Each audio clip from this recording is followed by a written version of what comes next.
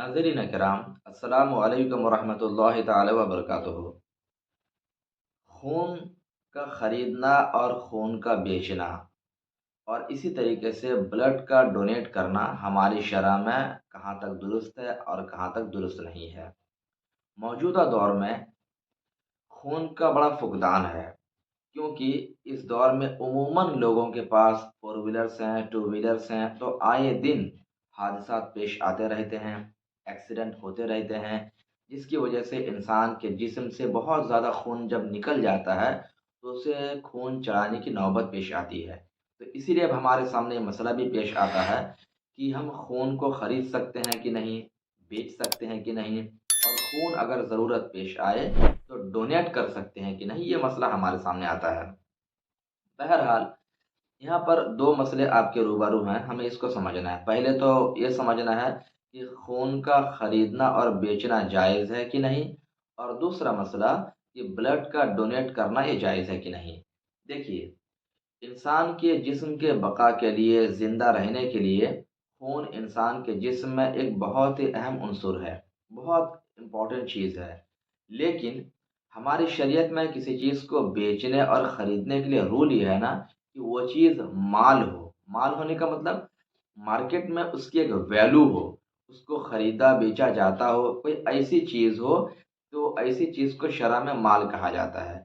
जैसे कोई मुर्दा चीज़, तो मुर्दा चीज़ तो आदमी ख़रीदता बेचता नहीं है जनरली, तो मुर्दा चीज़ हमारी शरअ में माल नहीं है। तो इसी तरह से खून भी जो है, हमारे उलमा ने फरमाया कि यह माल नहीं है। अच्छा, एक दूसरी बात ये है कि जो चीज़ खरीदी बेची जाती है, एक तरह से उसकी एक तौहीन भी होती है, और इंसान के बदन में जितने भी पार्ट्स हैं, जितने भी उसके अनासिर हैं, ये सारी चीज़ें बहुत ही मुहतरम है, बहुत ही मुकर्रम है। अल्लाह तबारक व तआला ने कुरान पाक में इरशाद फरमाया, लक़द कर्रमना बनी आदम। अल्लाह तबारक व तआला ने इंसान को बहुत ही मुअज़्ज़ज़ और मुकर्रम बनाया। तो उसके हर पार्ट्स ऑफ बॉडी, उसके हाथ, पैर, खून, दिल, गुर्दा सब बहुत ही अहम है। अब ऐसी सूरत में अगर उसके किसी पार्ट्स ऑफ बॉडी को बेचा जाए, किसी चीज़ को खरीदा जाए, बेचा जाए, तो ज़ाहिर-सी बात है, ये इंसान की शराफ़त के खिलाफ है, इंसान की इज़्ज़त के खिलाफ है। इसी बिना पर हमारे उलमा ने ये फरमाया है कि पहली बात तो ये कि ब्लड को माल नहीं माना, और दूसरी बात ये फरमाया कि इसको बेचने खरीदने का मतलब ये है कि इंसान की शराफत और इज्जत के खिलाफ बात है। तो ऐसी कंडीशन में खून का बेचना और खून का खरीदना हमारी शरह में नाजायज़ व हराम है। तो एक बात तो ये है, एक मसला यही है। लेकिन हम मौजूदा दौर में ये देखते हैं कि खून में कई सारे ग्रुप्स होते हैं। किसी का ए ग्रुप का ब्लड होता है, किसी का बी का होता है, किसी का ओ का होता है, किसी का ए बी ग्रुप का होता है। और कभी जब हादसा पेश आता है तो कभी-कभी किसी को खून मैच नहीं खाता है। तो उसके मैचिंग का खून तलाशने के लिए बहुत आदमी को जिद्दोजहद करनी पड़ती है। और ऐसी नौबत भी आती है कि ढेर सारा रकम देकर, पैसा देकर खून खरीदना पड़ता है। ये मसला भी हमारे सामने आता है। तो ऐसी सूरत में क्या किया जाए?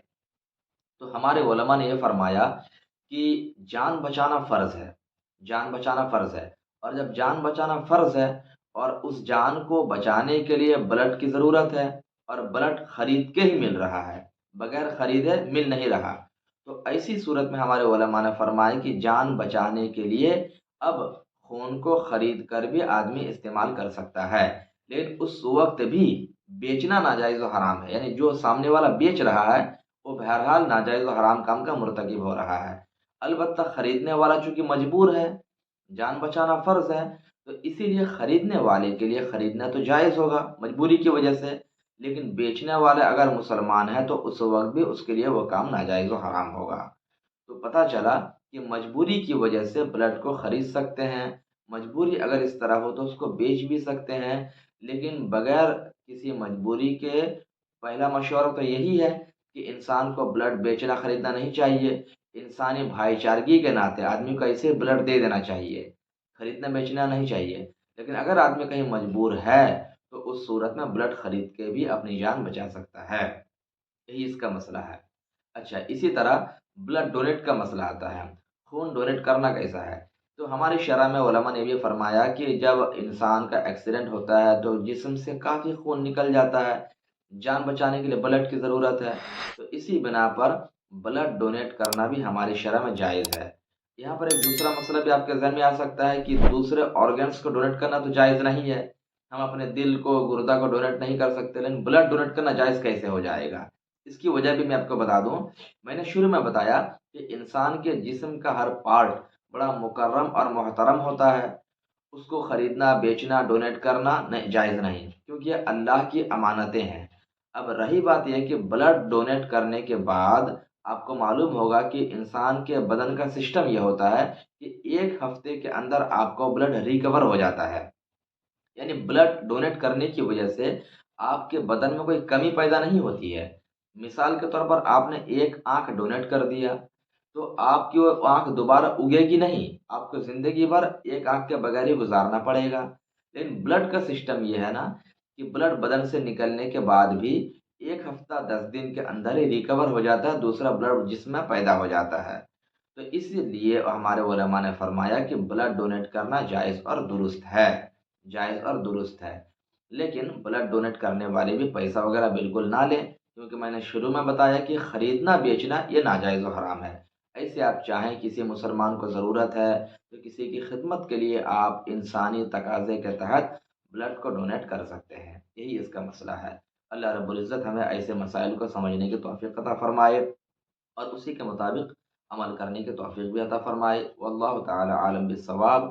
السلام علیکم ورحمۃ اللہ تعالی وبرکاتہ۔